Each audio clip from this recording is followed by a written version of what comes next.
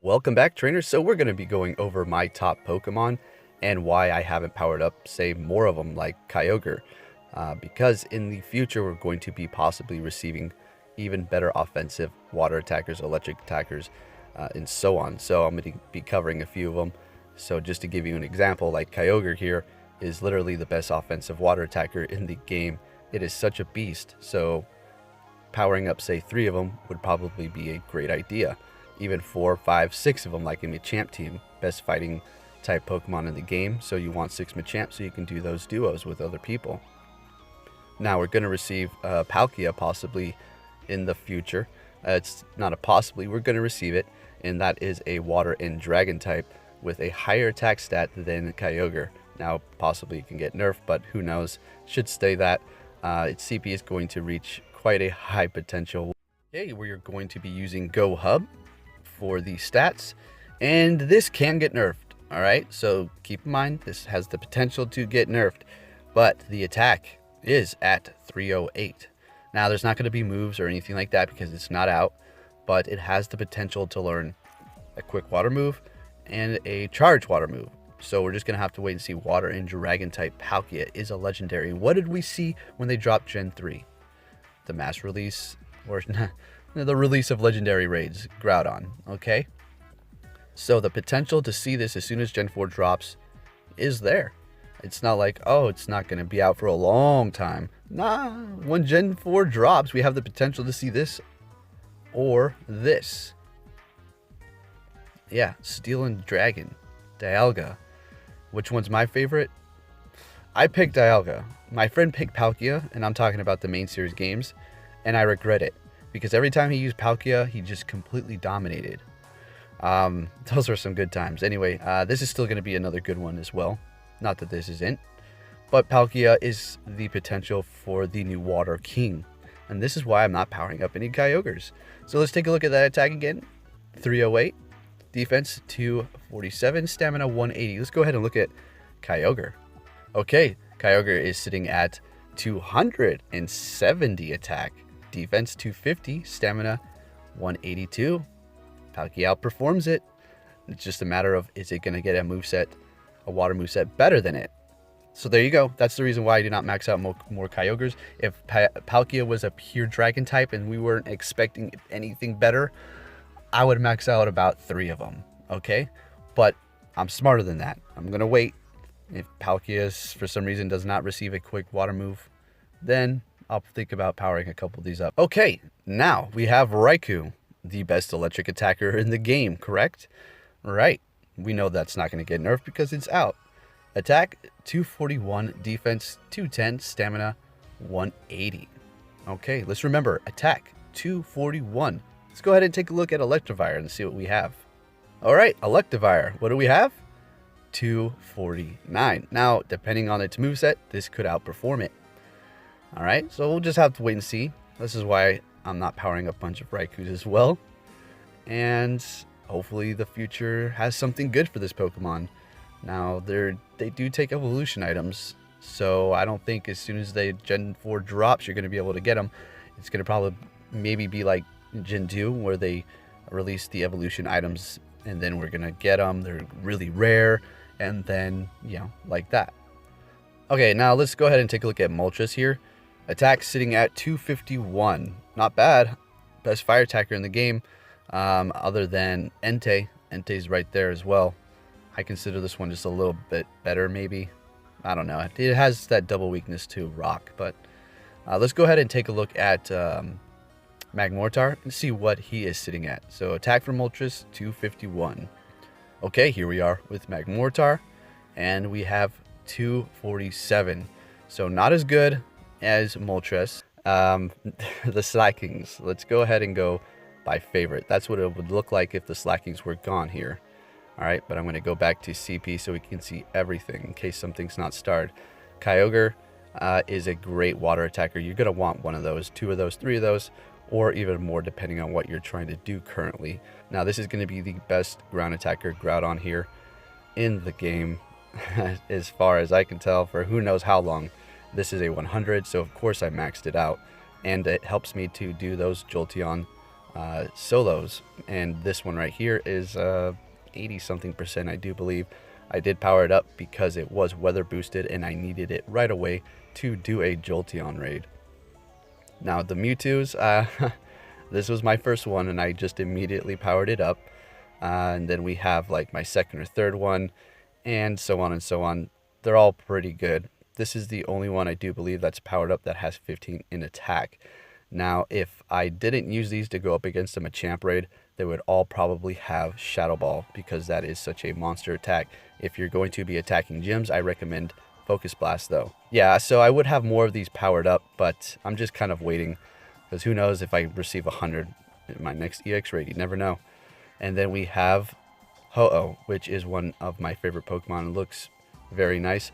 So I powered this up, and a lot of these are showcases. So when I did catch them when they were released, I maxed them out, took them to the gym, showed everybody how they worked. So you can make your decision whether or not you want to power this Pokemon up or not.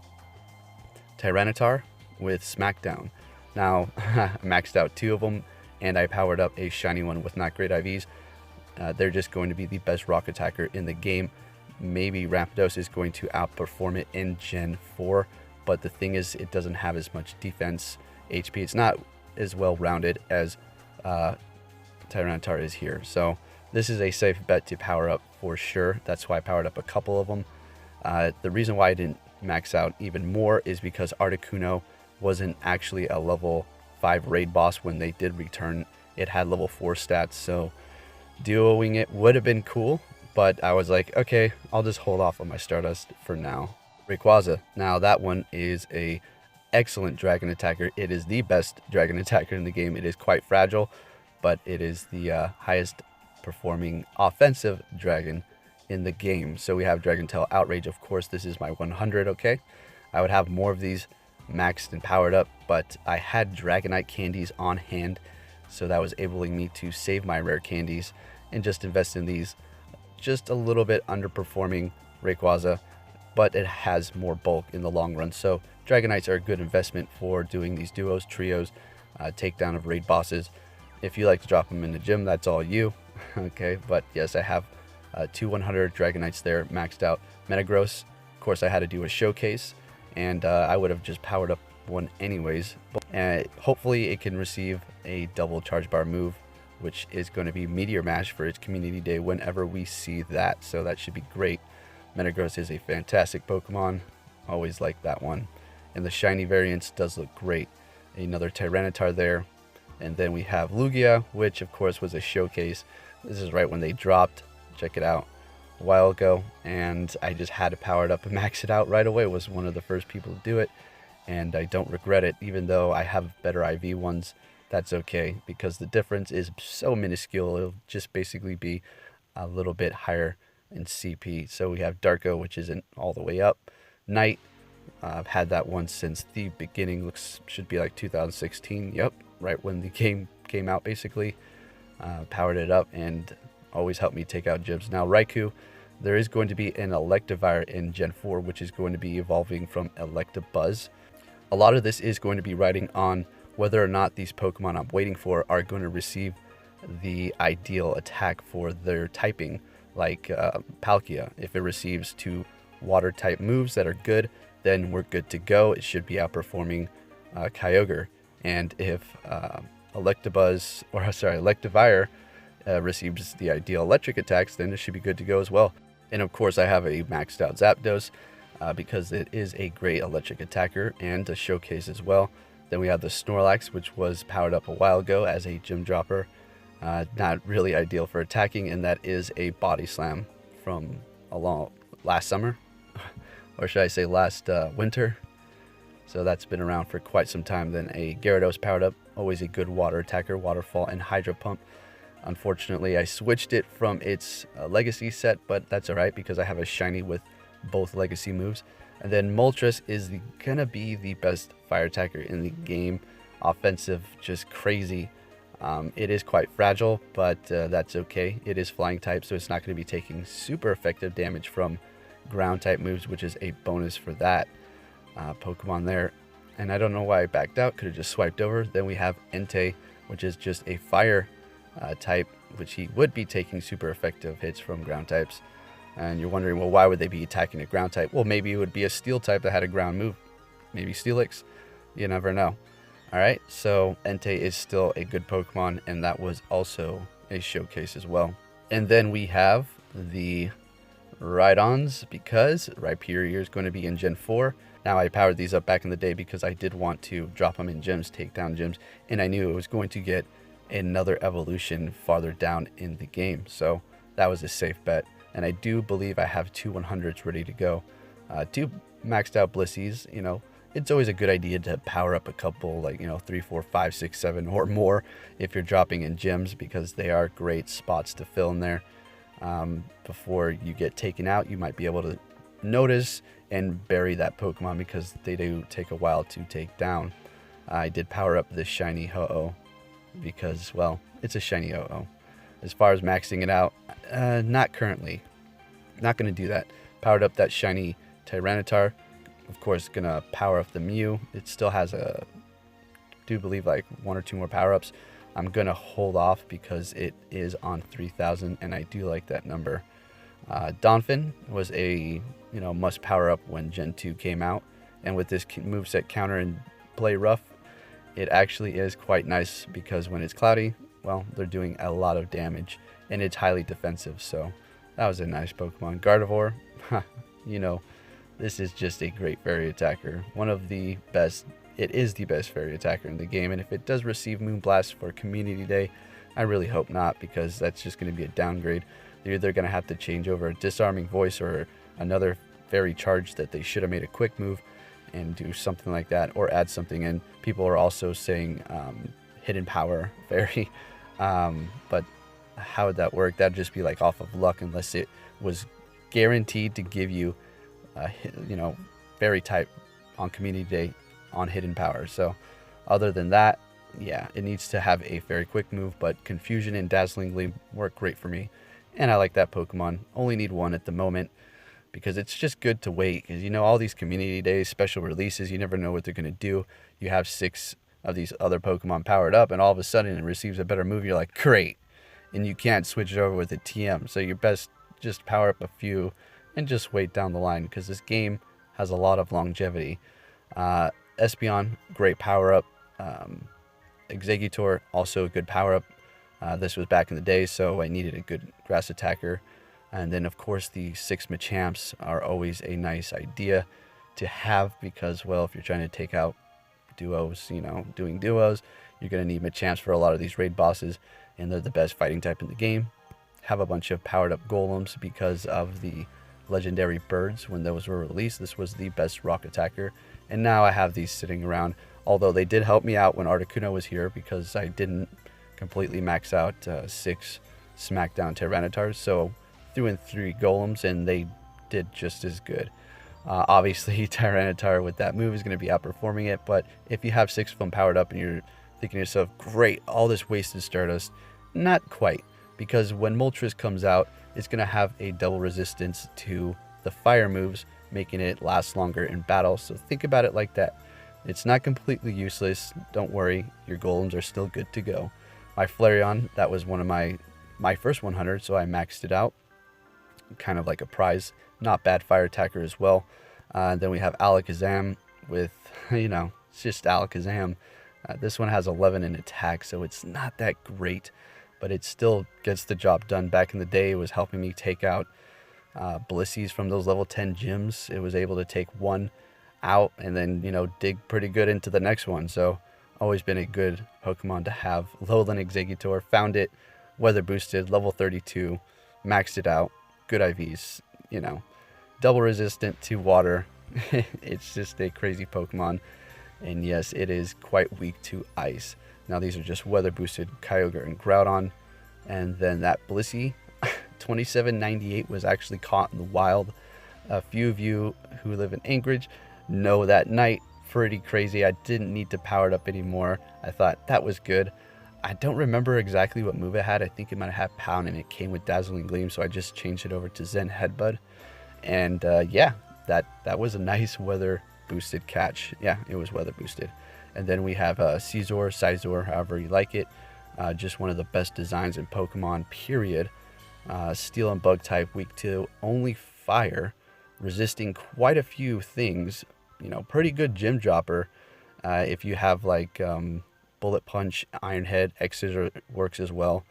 But I like to run it as a double bug move for those Mewtwo raids and whatever else I'm trying to do.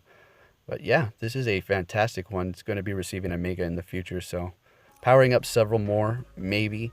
But for now, I like to have like the whole 6 unique team, depending on the situation. If it calls for me to power up that Pokemon, I will do it.